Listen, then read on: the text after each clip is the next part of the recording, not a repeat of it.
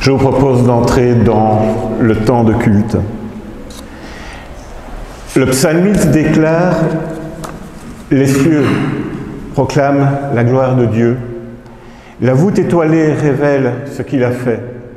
Chaque jour, on parle au jour suivant, et chaque nuit l'annonce à celle qui la suit. » Si nous débutons ce culte par ces deux versets du psaume 19, c'est qu'aujourd'hui l'Église protestante unie de Belgique, donc les pubs, célèbre à travers ces différentes églises le dimanche de la création.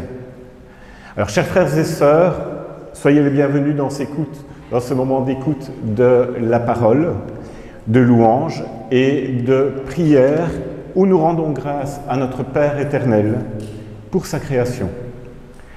Nous nous unissons aujourd'hui pour prier et protéger notre maison commune.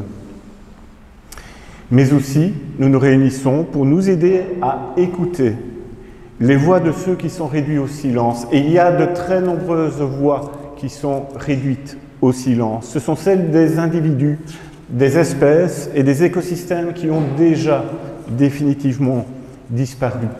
Mais aussi celles des personnes dont les moyens de subsistance sont menacés par la perte de leur habitat et le changement climatique dont nous avons beaucoup parlé jusqu'à maintenant.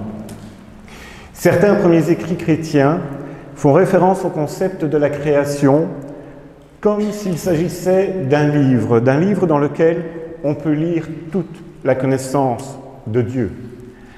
En effet, si les pages des Écritures peuvent être comprises et lues par ceux qui savent évidemment lire et écrire, on imagine mal que c'est loin d'être le cas pour tout le monde à l'heure actuelle.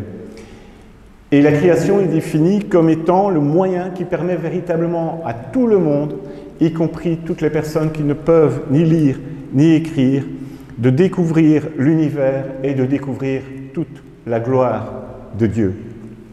Martin Luther, d'ailleurs, a écrit dans un de ses sermons de l'Avent ceci: « Dieu écrit non seulement dans la Bible, mais aussi sur les arbres et sur les autres créatures. » Puisse ce temps pour la création nous amener à prendre soin de notre maison commune.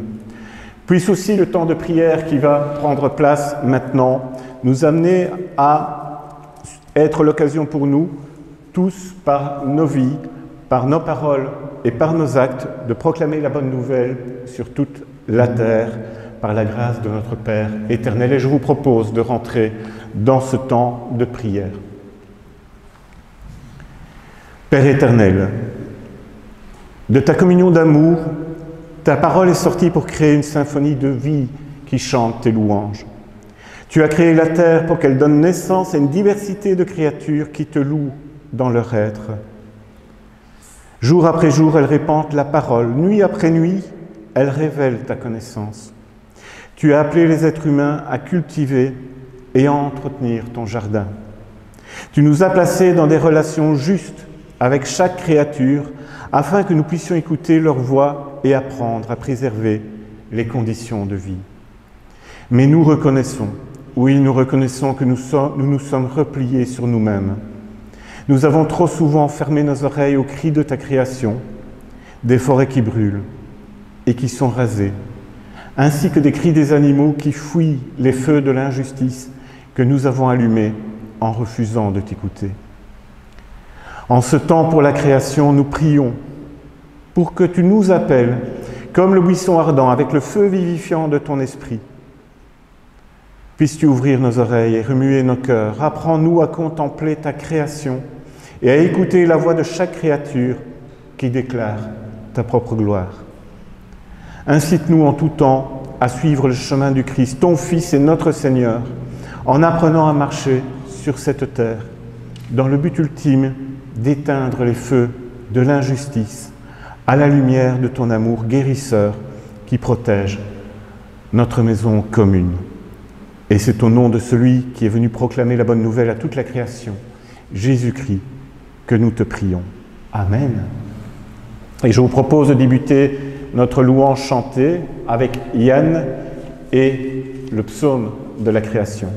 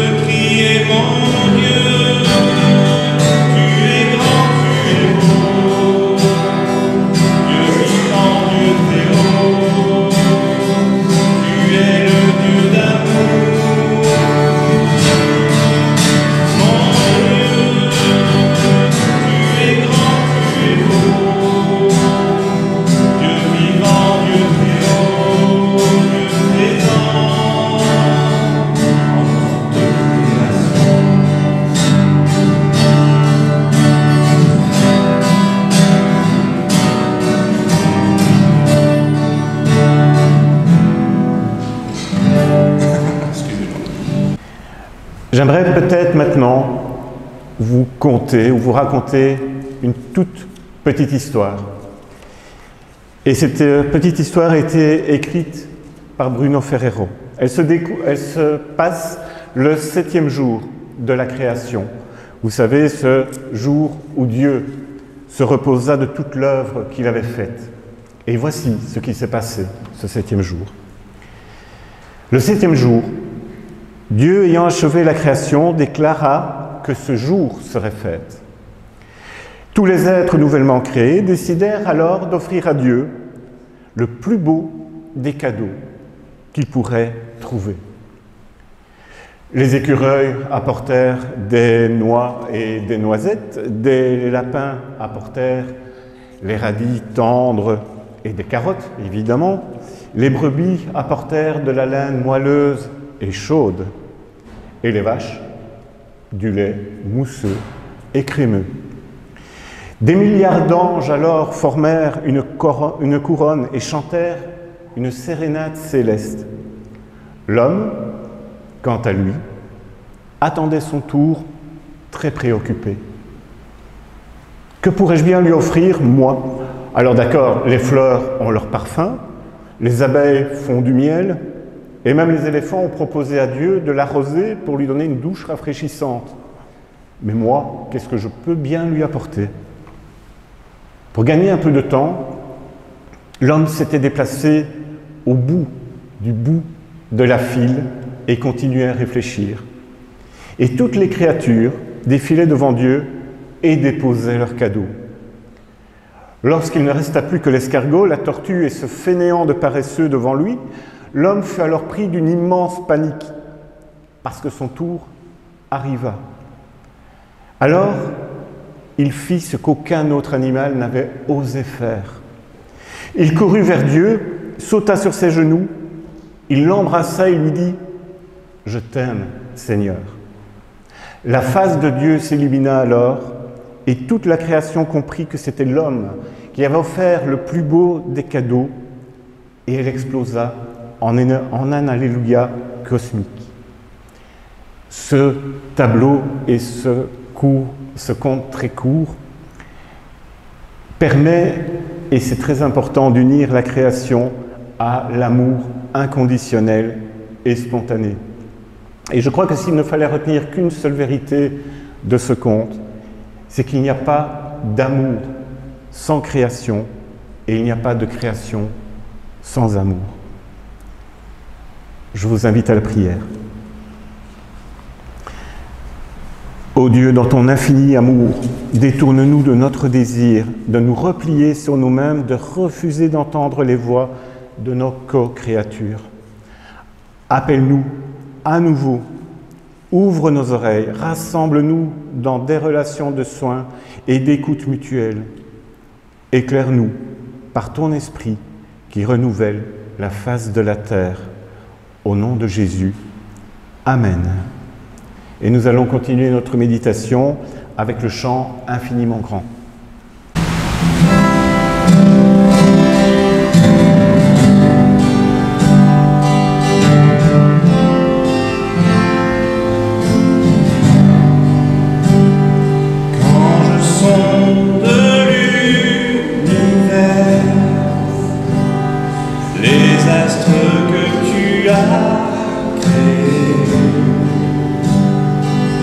Les océans, les mers.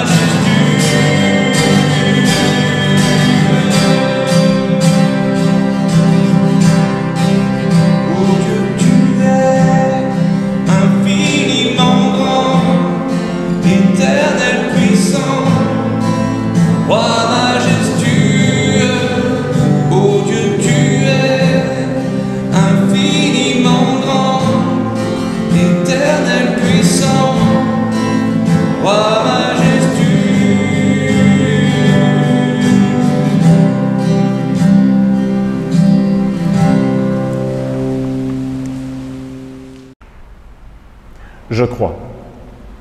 Je crois que Dieu est créateur. Aujourd'hui encore, il embellit le monde, faisant doucement reculer ce qui reste de chaos. Rien à craindre de Dieu, mais tout à espérer. Voici quel est son jugement, la bienveillance. Voici quelle est sa promesse, la vie. La vie belle et éternelle par son amour. De quoi aurions-nous peur? Par l'amour, il crée l'être humain, l'homme et la femme. Il le crée inachevé dans un monde inachevé, dans un monde où tant reste à accomplir pour que la vie soit aussi belle qu'il l'espère. Lui qui déjà m'appelle mon enfant bien-aimé. Il y eut enfin un homme sur terre, Jésus de Nazareth, mon sauveur et le sauveur de tous, le Christ. Il est bon de reconnaître comme Seigneur pour aimer Dieu et mon prochain comme moi-même. Amen. J'ai retenu 2 textes d'appui pour le message d'aujourd'hui. D'abord dans l'Évangile selon Luc, chapitre 13, versets 6 à 9. Il dit aussi cette parabole. Un homme avait un figuier planté dans sa vigne. Il vint pour y chercher du fruit, et il n'en trouva point. Alors il dit au vigneron, « Voilà 3 ans que je viens chercher du fruit à ce figuier, et je n'en trouve point. Coupe-le. Pourquoi occupe-t-il de la terre inutilement ?» Le vigneron lui répondit, « Seigneur, laisse-le encore cette année. Je creuserai tout autour, et j'y mettrai du fumier. Peut-être à l'avenir donnera-t-il du fruit. Sinon, tu le couperas. » J'ai retenu aussi un extrait du livre de Jonas, chapitre 4, versets 1 à 11, mais ce sont surtout les versets 5 à 7 qui sont sur lesquels je me suis le plus appuyé. Cela déplut fort à Jonas et il fut irrité. Souvenez-vous, il avait annoncé que Ninive allait être anéantie et Ninive n'a pas été anéantie. Il implora l'Éternel et il dit « Ah, Éternel, n'est-ce pas ce que je disais quand j'étais encore dans mon pays? C'est ce que je voulais prévenir en fuyant à Tarsis. Car je savais que tu es un Dieu compatissant et miséricordieux, lent à la colère et riche en bonté, et qui te repent du mal. Maintenant, Éternel, prends-moi donc la vie, car la mort m'est préférable à la vie. » L'Éternel répondit « Fais-tu bien de t'irriter ?»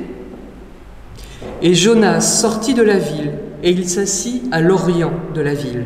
Là, il se fit une cabane et s'y tint à l'ombre, jusqu'à ce qu'il vît ce qui arriverait dans la ville. L'Éternel fit croître un ricin qui s'éleva au-dessus de Jonas pour donner de l'ombre sur sa tête et pour lui ôter son irritation. Jonas éprouva une grande joie à cause de ce ricin. Alors aujourd'hui, 2 textes deux textes qui parlent de 2 arbres. Aujourd'hui, comme nous l'a précisé Philippe en début de culte, donc c'est le dimanche de la création. Et nous sommes donc invités à nous pencher sur la question. Alors habituellement, je n'aime pas ces programmes, ces journées à thème, parce qu'on sait ce que ça donne, on y pense un jour, et puis on retourne à ses activités. Et le dimanche d'après, c'est un autre thème. Dans l'éducation nationale en France, on a un fameux calendrier des journées à thème, et il faut pouvoir suivre. Mais là, quand même, on ne peut pas facilement retourner à ses activités après l'été catastrophique que les forêts ont vécu, les milliers d'hectares brûlés, les familles évacuées à toute vitesse, les pompiers épuisés, blessés, un pilote de Canadair au Portugal tué lors du crash de son appareil, la faune effrayée, chassée de son milieu naturel ou morte sur place. J'ai choisi ces 2 extraits bibliques parce que je trouve qu'ils vont bien ensemble. Ils parlent tous 2 d'un arbre. Un arbre qui devrait donner du fruit, le figuier, mais qui n'en donne pas. Et un arbre qui donne de l'ombre, le ricin. On sait bien aujourd'hui que de pouvoir ombrer ou trouver de l'ombre, c'est un soulagement. La nature, c'est pour un figuier de donner des figues, pour un pommier de donner des pommes. Et pour le figuier, il y a une interdiction. C'est dans le Lévitique, au chapitre 19, verset 23. Il était interdit de manger les fruits d'un arbre fruitier, que ce soit un figuier ou un autre arbre fruitier planté, il était interdit d'en manger les fruits les 3 premières années. Donc cet homme vient voir le vigneron après ces 3 années d'interdiction, et il vient 3 années de suite, et il n'y a toujours pas de figues sur le figuier. Et alors sa décision, elle est radicale, c'est au verset 7, « Coupe-le », dit-il au vigneron, car il a un argument qui se tient. Pourquoi occupe-t-il la terre inutilement? Le vigneron, il a une autre approche. Peut-être ce figuier a-t-il encore besoin d'un peu de temps. Peut-être faut-il mieux s'en occuper, ou autrement, et de lui consacrer autant de temps et de soins qu'à la vigne.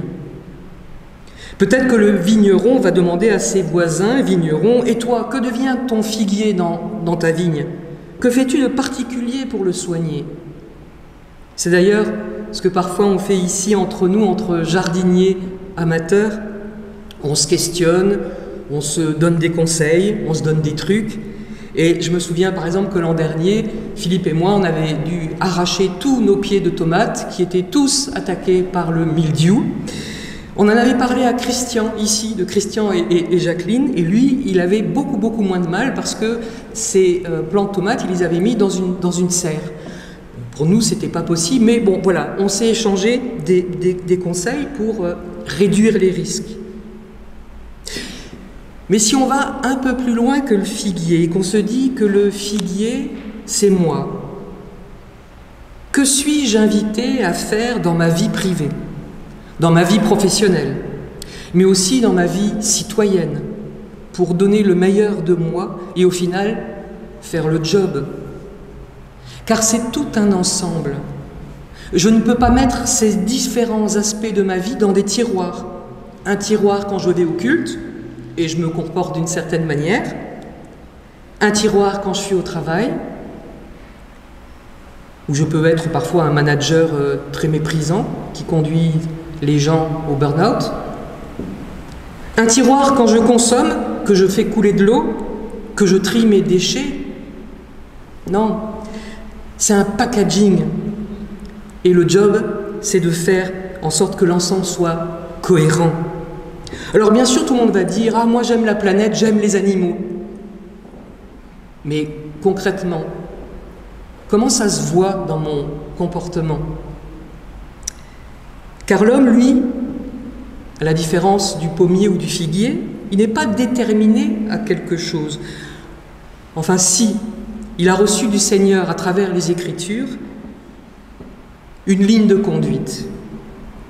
L'homme ne suit pas toujours cette ligne de conduite. Il est libre de faire bien ou de faire mal, de faire quelque chose qui le rapproche du Seigneur ou de faire quelque chose qui l'éloigne de sa relation avec le Seigneur. C'est juste une question de responsabilité. Que je fasse du bien ou du mal, il y a sur mes actes ma signature à moi. Et pour certains de mes actes qui nuisent, j'ai des comptes à rendre à la société et à la nature que le Seigneur m'a confiée. La société, par exemple, va se plaindre et me traduire en justice si je fais quelque chose de mal qui est puni par la loi de la société. Mais aucun arbre brûlé, aucun cheval affolé est mort dans l'incendie de sa grange. Cet été, aucun ne va porter plainte contre moi. Pourtant, est-ce que je ne suis pas coupable ? Coupable, on n'aime pas trop ce mot, et même ce mot, moi, il me met mal à l'aise parce qu'il sert à tout. Il est très culpabilisateur, il sonne comme un couperet, comme un paralysateur. On vous coupe de la société, ou d'un groupe, ou d'une communauté, ou d'une paroisse. Du coup, vous n'êtes plus le prochain, mais le lointain, le très lointain, même si vous êtes juste à côté. Alors qu'on a le droit de se tromper, non? Comme un élève à l'école. C'est la raison de la colère de Jonas aussi. Rappelez-vous, j'en parlais donc il y a quelques dimanches, Jonas avait enfin obéi au Seigneur, il était allé à Ninive, avait annoncé Ninive, dans 40 jours, va être détruite, et il ne s'est rien passé pour Ninive, si les habitants se sont convertis. Et pourtant, au moment de cette menace, Ninive, elle était coupable à 200%, elle vivait dans l'idolâtrie, ça paraissait vraiment bien mérité. Et Ninive n'a pas été anéantie. Alors que dans le genre lointain, quand même, Ninive, les habitants de Ninive, ils y allaient fort. Donc Jonas, il est allé bouder dans sa cabane, il pense à mourir, il demande à mourir, comme s'il n'avait pas compris que le pardon du Seigneur, il vaut pour les prophètes qui obéissent, qui se mettent à obéir, mais aussi pour les lointains, et ceux qui reviennent, même ceux qui mettent du temps à revenir. Il fait comme un bras de fer avec le Seigneur, c'est fou. Il a annoncé l'anéantissement de Ninive de la part du Seigneur, et ça ne se passe pas. Mais ça ne regarde pas Jonas, et ça ne nous regarde pas.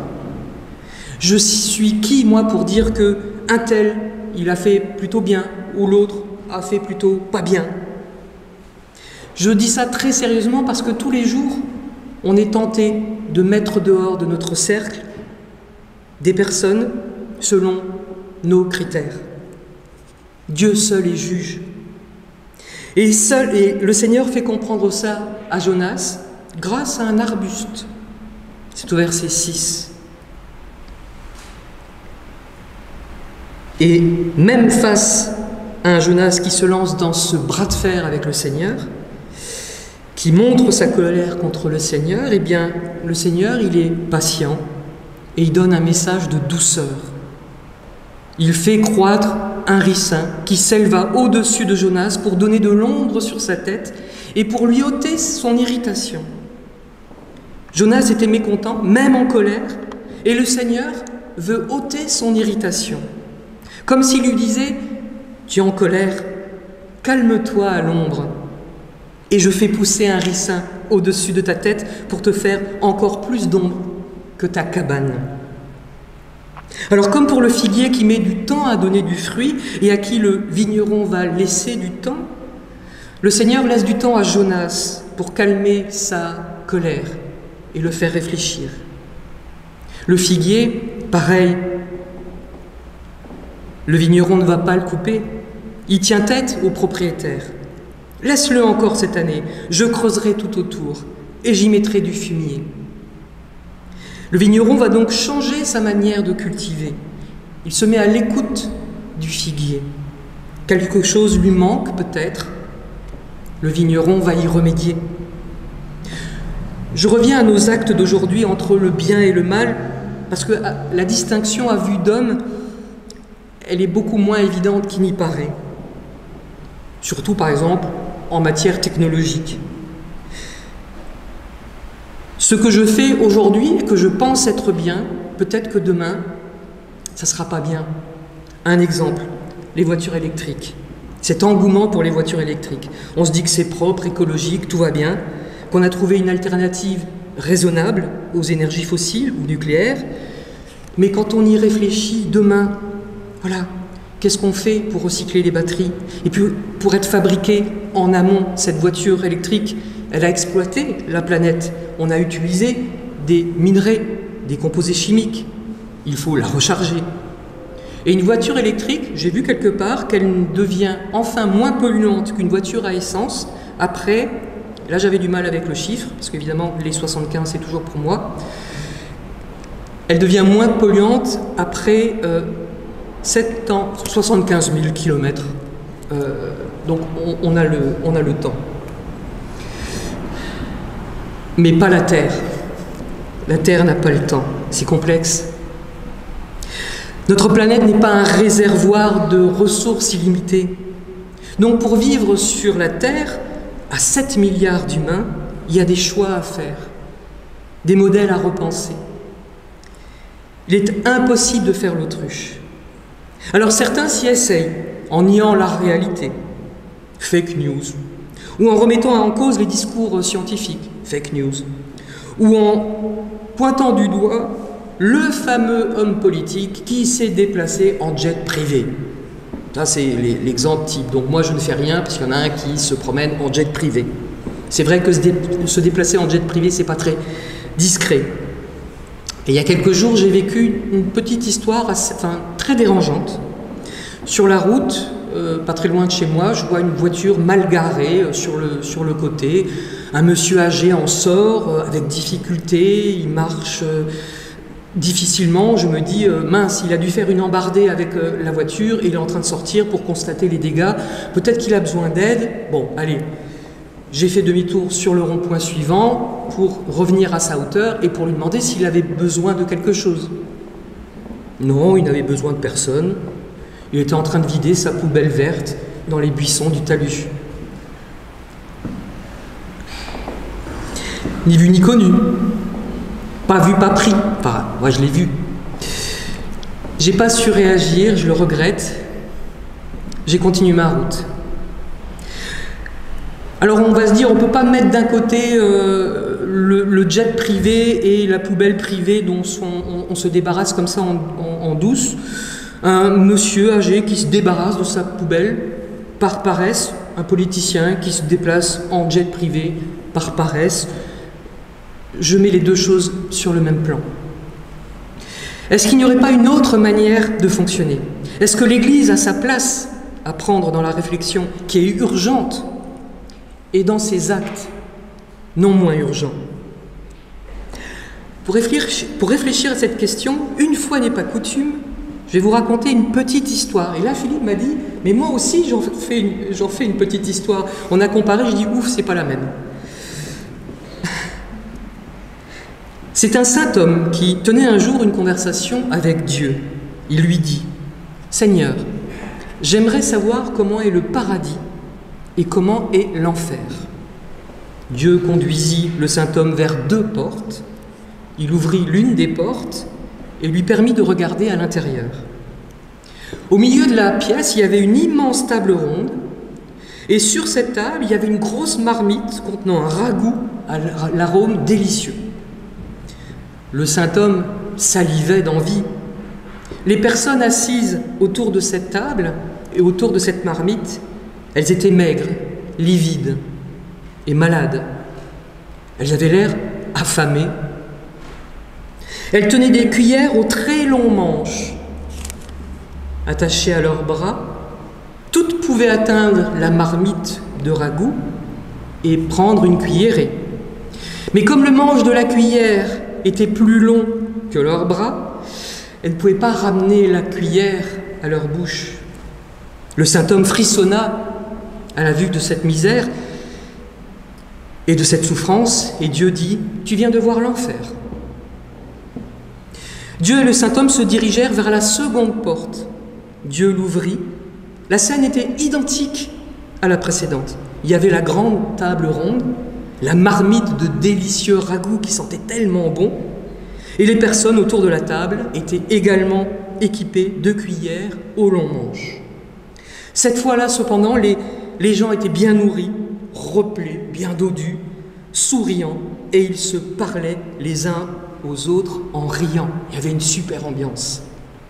Le saint homme dit à Dieu, « Je ne comprends pas. »« C'est simple, » répondit Dieu. Ils ont appris à se nourrir les uns les autres, tandis que les gloutons et les égoïstes ne pensent qu'à eux-mêmes. Fin de l'histoire. Alors quand on se laisse prendre par le tourbillon de la vie, des obligations, ce genre de situation arrive. On essaye d'abord de dérouler le propre écheveau de sa vie et de ses obligations. Et justement, on a débarré une année scolaire sur les chapeaux de roue. Normalement, on commence toujours à fond. Il y a 1 million de choses à faire, à payer, à prévoir, les abonnements tech, les demandes pédagogiques, tel livre spécial à acheter, prévoir déjà des cours en particulier, pourquoi pas, les abonnements de piscine. Et puis même quand on est pensionné, c'est le moment de renouveler, par exemple, je sais pas, son inscription au yoga ou à la marche nordique, ou tout simplement à préparer son potager pour l'automne et l'hiver. Et c'est le mois de septembre, c'est un sacré boulot. Les jardiniers amateurs ici le savent. Et ce matin, je vais vous assommer encore plus en disant et en vous rappelant, parce que j'en avais déjà parlé, personne ne m'a demandé à aller voir. Il y a 613 commandements et prescriptions dans la Torah.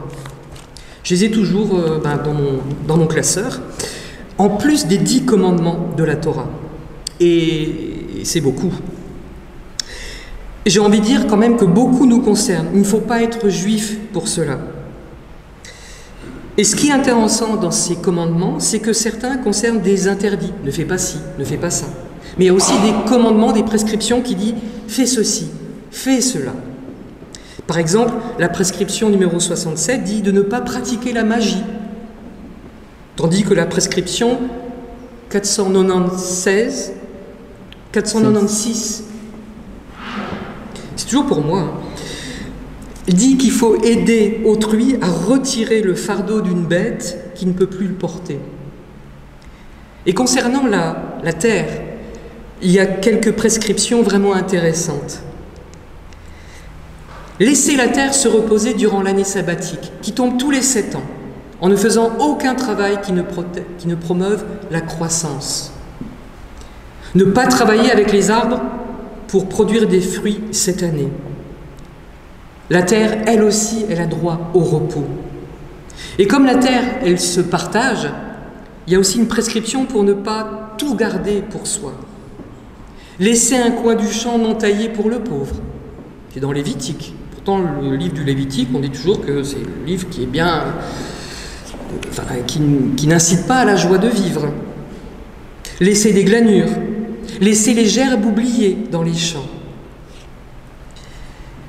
Ça fait quand même beaucoup, 613 commandements, prescriptions. Déjà qu'on n'arrive pas à respecter les 10. Et alors Jésus, il résume le tout. Il y a 2 commandements principaux. C'est dans Matthieu 22, on connaît tous cet extrait, versets 36 à 39. « Maître, quel est le plus grand commandement de la loi ?» Jésus lui répondit, « Tu aimeras le Seigneur ton Dieu de tout ton cœur, de toute ton âme et de toute ta pensée. C'est le premier et le plus grand commandement. Et voici le second, qui lui est semblable. Tu aimeras ton prochain comme toi-même. » On peut s'interroger dans son cœur, est-ce que ces 2 commandements, je les vis chaque jour, ou est-ce que je fais au moins mon possible? Est-ce que j'aime mon prochain comme mon lointain, comme moi-même? Parce que d'emblée, le prochain, quand il y pense un petit peu vite, c'est celui d'à côté qui me ressemble, qui même s'il habite sur un autre continent, me ressemble. Par exemple, Philippe a des cousins à New York, descendant très lointain d'un grand-oncle au début du XXe siècle. Et aujourd'hui, ces cousins, on les a rencontrés, ils ne parlent plus le français, mais on se ressemble. C'est un peu facile de l'aimer, son prochain. Ça ne demande pas beaucoup d'efforts. Il y a des lointains qui habitent notre quartier, ou qui même sont assis pas loin de nous. Et parfois, on a peu de sympathie pour eux. Et dans ce brouhaha, toute cette pression qui nous éloigne de notre mission première, on doit continuer à penser à des sujets encore plus grands que nous, qui nous concernent tous, prochains comme lointains. Comment prendre soin de la terre pour qu'elle puisse continuer à tous nous accueillir.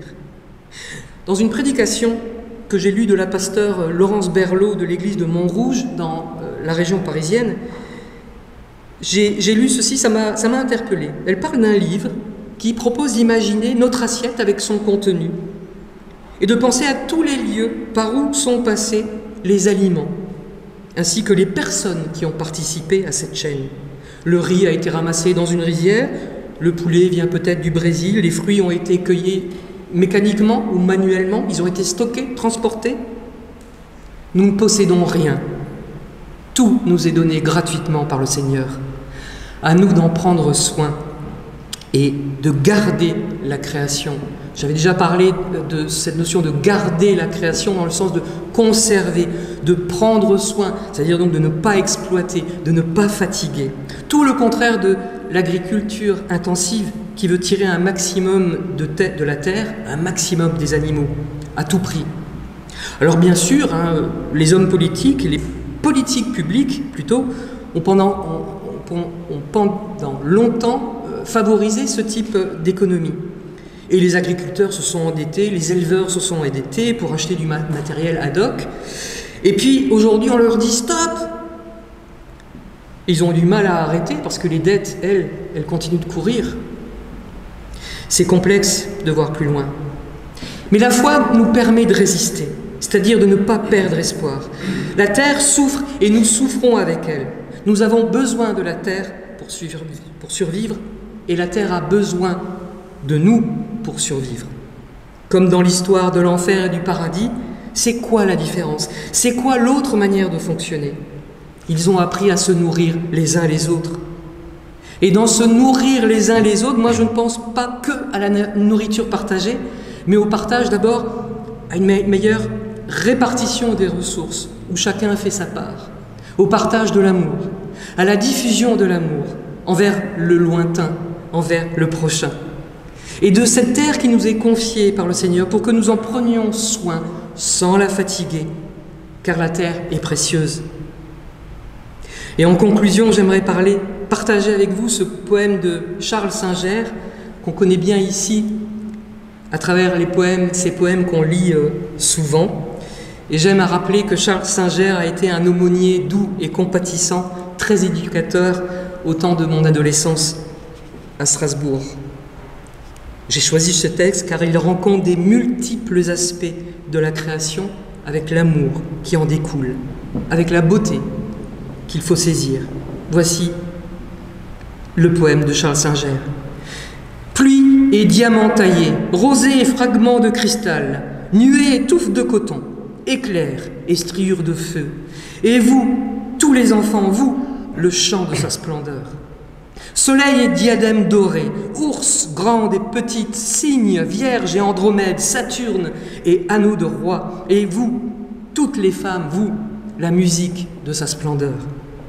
Coquelicots et gouttes de sang, blé et tentures étincelantes, bouleaux et frissons de feuilles, sapins et corps dressés. Et vous, tous les hommes, la célébration de sa splendeur. Reines et crinières de lichen, loups et boules de poil, baleines et montagnes de la mer, marmottes et sifflements du vent. Et vous, tous les vivants, vous, le psaume de sa splendeur. Vous tous, les silencieux et les muets, les forts et les faibles, les souillés et les purs. Vous, tous les vivants, jusqu'au bout des temps, jusqu'aux braises du dernier couchant. Vous êtes la fête fascinante de son éblouissante splendeur. Amen. Je vous invite à présent, je nous invite à nous avancer vers le temps de la Sainte Seine. Viens Seigneur ressuscité, sois notre hôte, ou plutôt accepte que nous soyons tes hôtes, car ce repas est le tien. Tu es là, présent parmi nous. Et ce pain et ce jus de raisin sont à toi. Nous allons faire comme tes disciples ont fait. Tu présideras la table, tu nous donneras ton pain et ton vin, et nous le recevrons de ta main. Nous allons partager le pain de vie, comme au cours des siècles tous les fidèles l'ont fait avant nous. Nous nous unirons à toi, Seigneur ressuscité. Nous nous unirons aussi les uns aux autres, puisque tu es uni à tous. Et par ces éléments, produits du sol, nous nous unirons aussi à la création tout entière.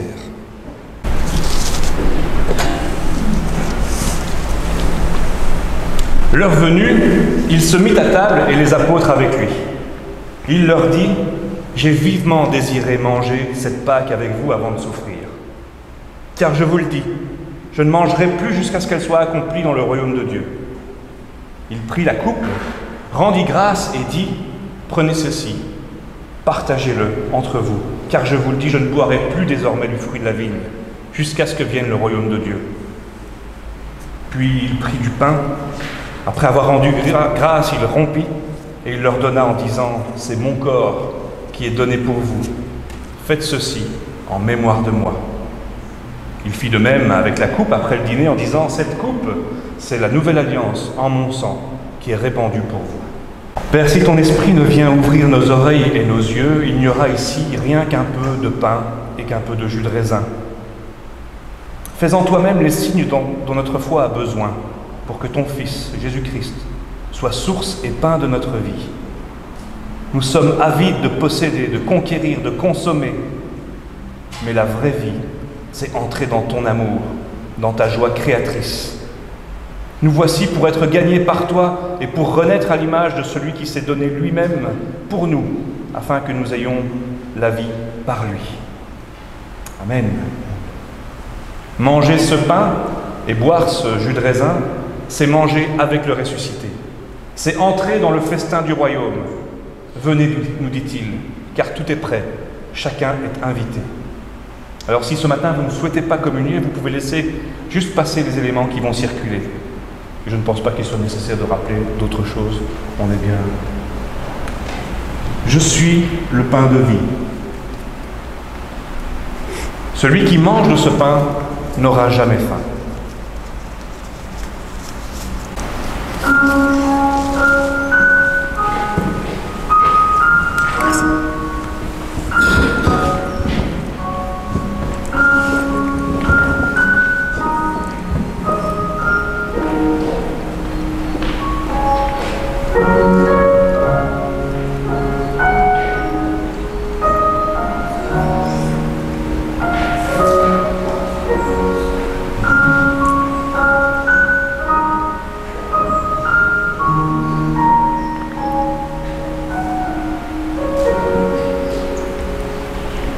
Alors, avant de reprendre notre chemin dans le monde, je vous propose d'entrer dans le moment de la bénédiction finale.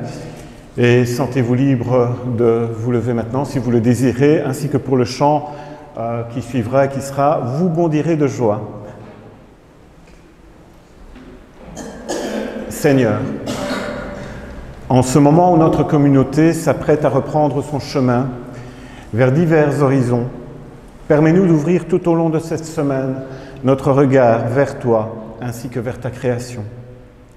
Nous savons que toi qui transformes le chaos en ordre, tu es là pour nous guider afin de transformer nos vies et aussi l'Église. Accorde-nous ta bénédiction afin d'écouter la voix de toutes les créatures qui reflètent ta gloire. Sois pour nous la source d'inspiration en toutes choses. Permets-nous aussi de trouver du sens dans nos actes ainsi que d'inspirer, de guider nos actions selon ton enseignement. Et pour toutes ces bénédictions, nous te remercions, Seigneur. Amen. Je vous propose de louer le Seigneur avec le chant « Vous bondirez de joie ». Vous bondirez de joie, je